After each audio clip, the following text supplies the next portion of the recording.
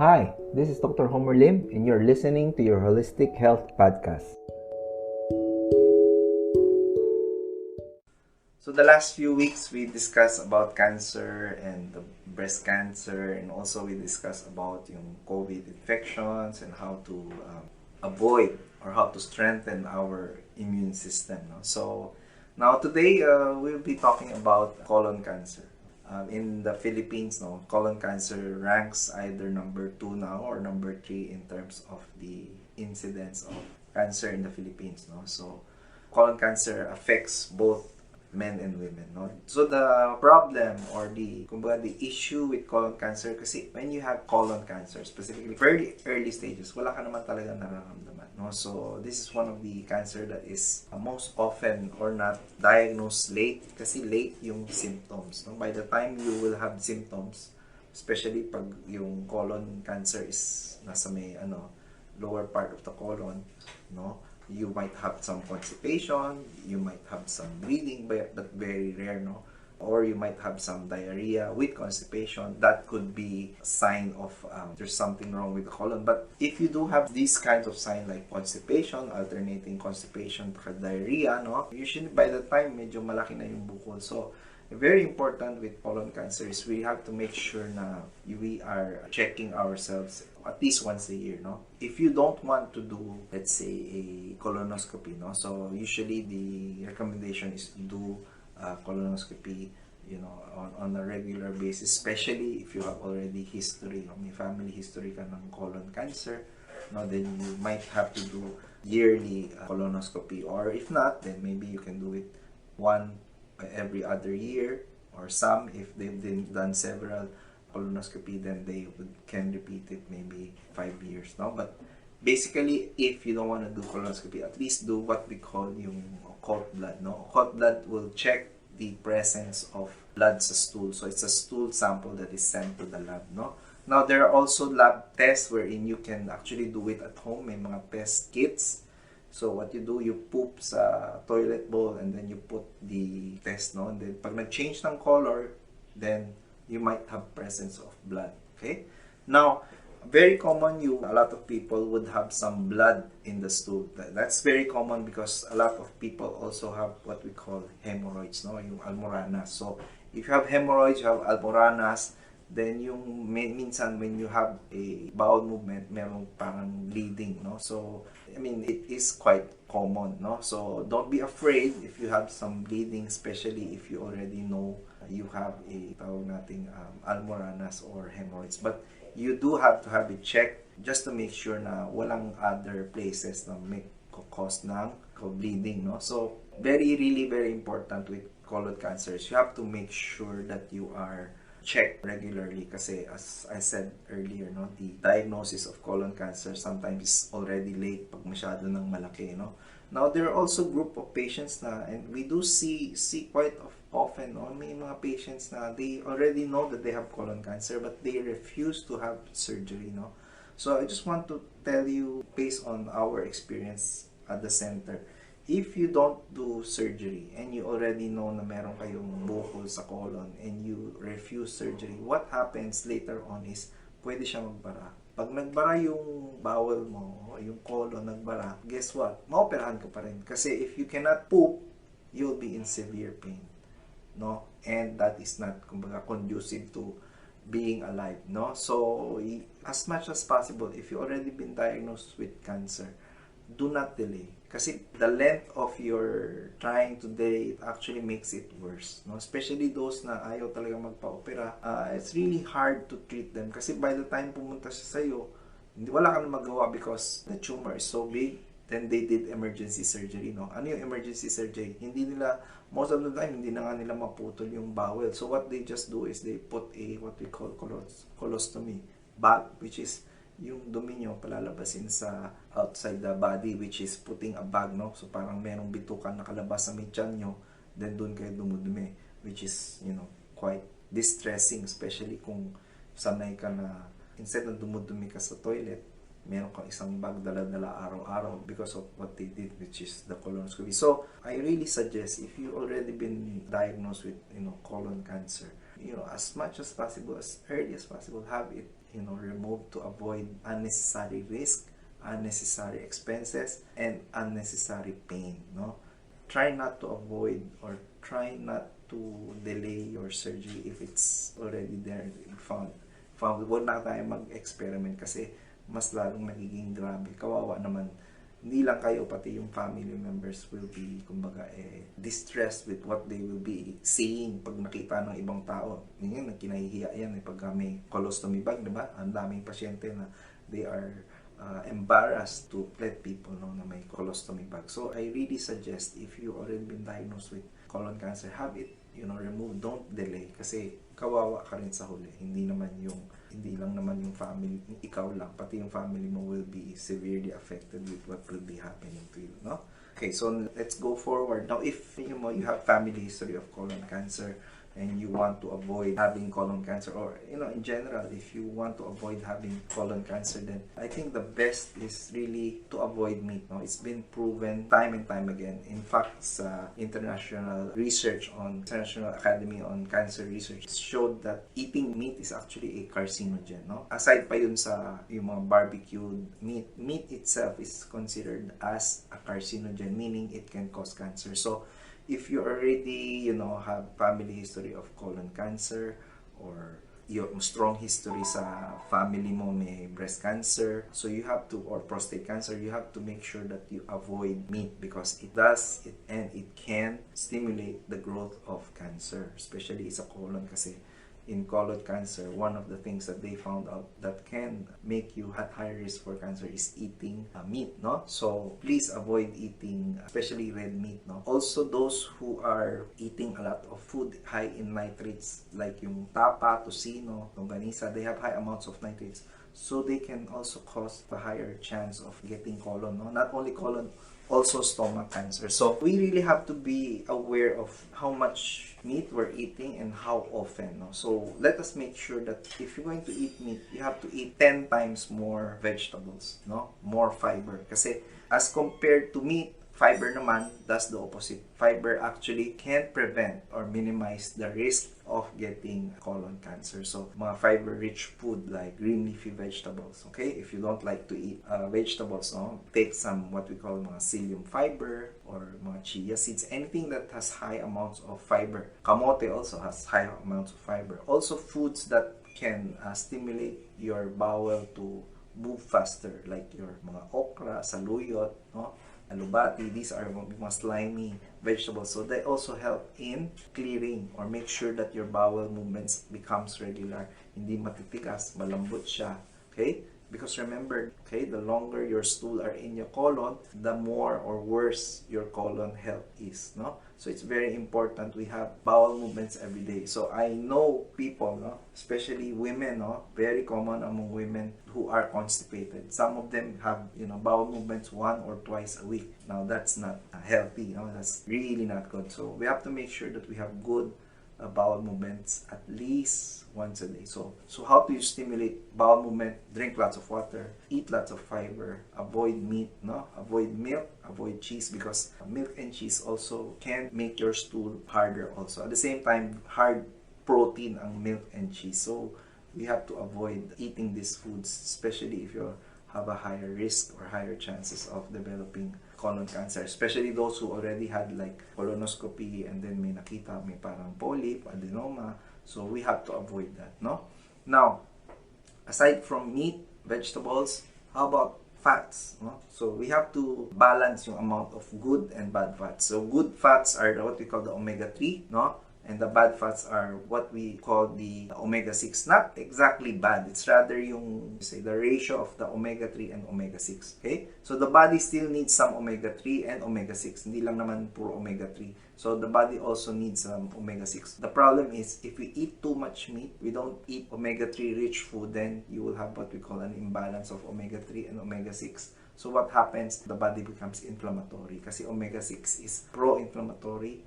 Omega-3 is anti-inflammatory. So, if you don't know, omega-3 rich foods are your fishes, no? Hindi lang naman yung mga mamahaling mga meat, mga fish, no? It's not only the salmon, the tuna, okay, the sea bass, which are a bit more expensive. So, you can eat kahit yung sardinas, mackerel, no? Kahit yung dilis mo, they have good amounts of omega-3. Okay, you can also take supplements, mga omega-3 supplements like your salmon. There's also what we call krill oil. Now, in the vegetable side, you can have yung flax seeds, no, avocado.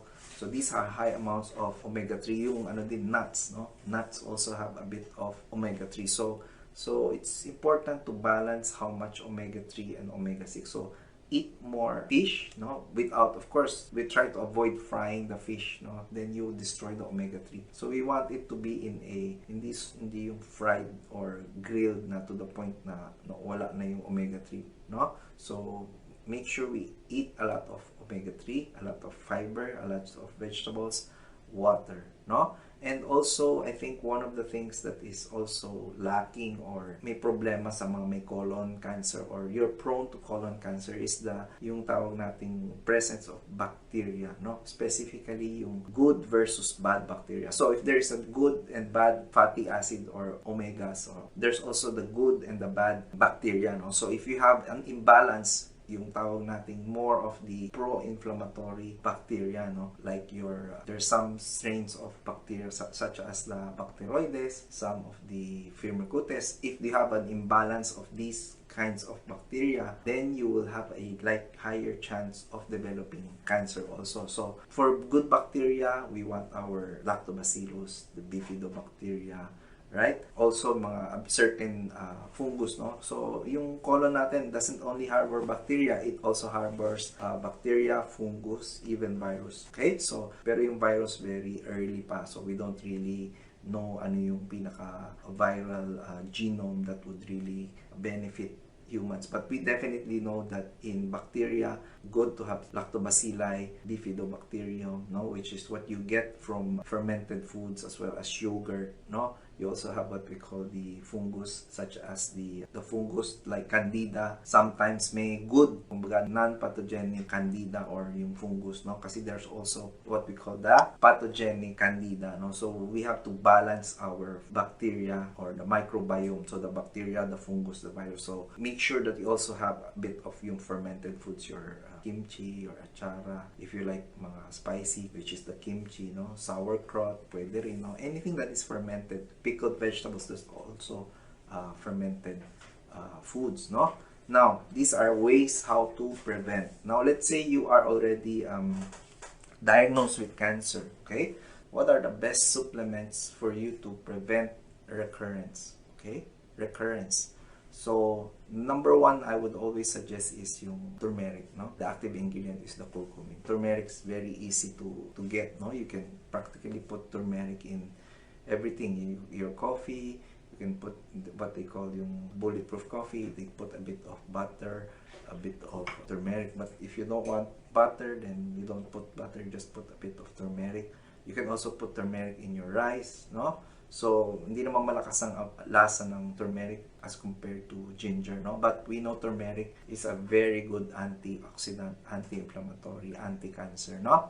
Now, what other supplements? You can also have some what we call yung ECGC or the green tea, no? So, one of the active ingredients of green tea is the ECGC, which has been shown to have benefit in preventing cancer as well as preventing recurrence. Okay? So yes, yogurt is good. As much as possible, don't buy yung mixed na yogurt, no? Mixed with yung mga may fruits na, no? Matamis siya. So try to use yung mga plain yogurts, and then you can mix it with some fruits if you like a bit sweet, no? So always buy the plain one kasi yung mga mix na may fruits, no? May halo na may sugar, masyado ng matamis. So we have to avoid that, no? So I was trying to say Saccharomyces, that's the bacteria, that's the fungus that we want to have in our gut or in our colon. Thank you, Laura, for that. So going back, so aside from your turmeric, your green tea, okay, you can also have some supplements such as yung sa black pepper, no? Yung black pepper or piperin. So usually when we prepare mga ganyan, turmeric, we put a bit of turmeric powder and mix it with black pepper. Why we do this? Because turmeric, as it is, no, it's hard to absorb the turmeric. So if you add a bit of black pepper, the absorption goes a bit higher. Okay, so because if you take turmeric, the absorption is only around 5 to less than 5%.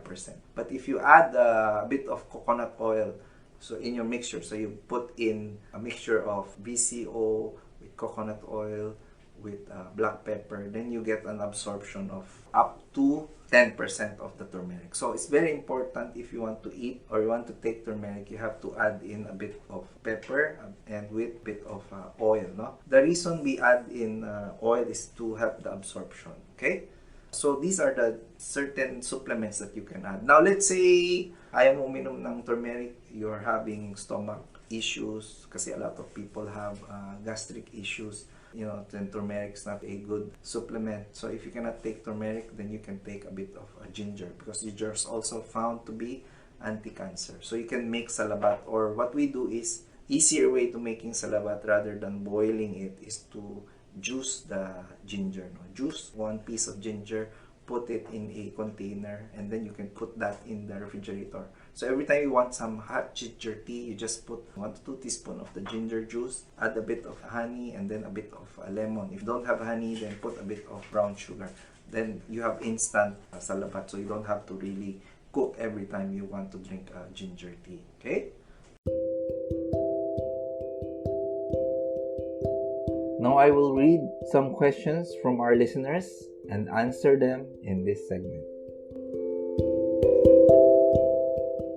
Andre Publico is asking, where can we buy Saccharomyces? Usually fermented foods. Okay, fermented foods would have a combination of the bacteria, combination of bifidobacterium, combination of lactobacilli, especially those yung mga yogurt dairies, no, they have lots of lactobacilli, no.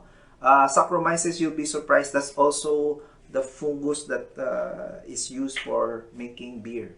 Okay, Saccharomyces. So if you want a lot of Saccharomyces, buy beer. No, just joking. Don't buy beer. Okay, but there are supplements or there are probiotics that do contain Saccharomyces. No, this is what you want. You want a combination, not just bacteria, also combination of bacteria and fungus. Okay, so if there are many products selling, like they would say this tablet contains 1 to 2 billion of bacteria, per tablet. It doesn't matter, because it's what we know now, it's not just one type of bacteria. It has to be several types of bacteria. So a mixture of bacteria is actually a better way of taking in the probiotic, no? Because kumbaga mayroon silang tawag nating synergism or they cooperation, no? So even if you just take one certain bacteria or probiotic, doesn't mean that it will really work, no?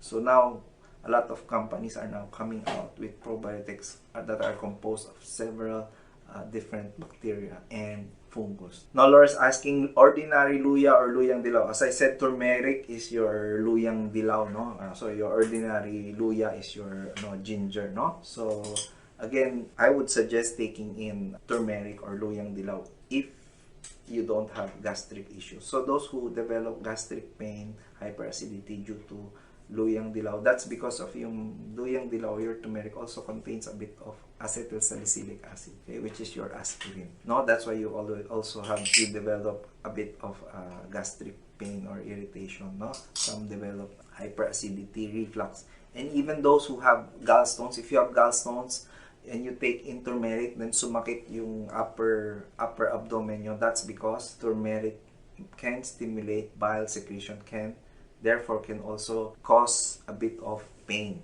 if you have gallstones. So to those who have gallstones, if you know you already have gallstones, then if you're going to take turmeric, be careful, because sometimes it can cause kumbaga yung recurrence ng gallstone pain sa gallbladder. Okay? So somebody's asking, Geraldine is asking, lemon, does it help? Yes. In fact, especially sa skin ng lemon, no, they contain what we call D-limonene. No? So D-limonene is actually an oil. It's been found also to kill colon cancer cells. So if you want to have lemon, make sure that you juice it properly, including the peel, kasi yung D-limonene is where it's found, no? Nasa may peel yung D-limonene. So it's very good if you're gonna juice a lemon. So Laura's asking, is it good rotating different bands of probiotics? Yeah, it's a good idea, okay? But in my opinion, from what I see, is the best type of probiotics are those that are fermented. We avoid those that are in tablet forms or freeze-dried. Or if you buy your supplements that is not stored in the refrigerator, especially in the Philippines, very warm ang climate natin, madaling very sensitive ang mga bacteria, they die. But if you buy the fermented probiotics, that's a better preparation because it's fermented and it's alive. So I would suggest a fermented type of probiotics. But if you want to rotate them, go ahead. So colon cleansing tips for those, let's say you are constipated, don't have regular bowel movements. So what are the things that you can do to improve your colon health? Would be, again, taking lots of water, fiber, if you want stool softeners. Incidentally, if you are eating if you're constipated and then you eat lots of fiber without drinking water, you might actually become more constipated. Okay? So if you're already constipated, drink more water to loosen up your stool rather than taking in more fiber. Then you have harder stool with harder because of the fiber without the amount of water in the colon. So make sure before you take in fiber, drink lots of water first. Let's try to soften up the stools. Eat lots of fiber, your papaya, your okra, saluyot, alubati. So this will help smoothen your lining, make the stool come out quite easier. Other ways to clean the colon, some people would do what we call the enemas using coffee or tea or water. You can also do that if you feel that's good for you. That would certainly be a nice way of cleaning your colon. Some also would do what we call the colon hydrotherapy or the colonics, which is using water to pump into the colon and clean the colon. So again, if you're okay with that, you can do that. But of course, a lot of people are not so comfortable, having somebody put a tube up there behind, But definitely, if you feel that works for you, go ahead. Just make sure if you're going to do colon cleansing, you have to replace your minerals as well as your good bacteria. Okay? Miss MJ Namuwag said she refused to have chemo. Again, that's a choice whether you want to do chemo or not. You just have to be informed as well as educated. Where if you don't want to do chemo, then at least you have to do something else. Okay? Oh, Emma. Hi, Emma. She's referring to a brand of probiotics that you buy in at the drugstore. So I cannot mention the brand, but it's made of certain bacteria. Yeah, that's good. It's called Lactobacilli closi, so yeah, it's good. This brand is okay, especially if you are taking antibiotics, because it is a probiotic that is quite resistant to antibiotics. So the proper way to prepare lemon would be to, aside from juicing the lemon, would be to actually grate the skin.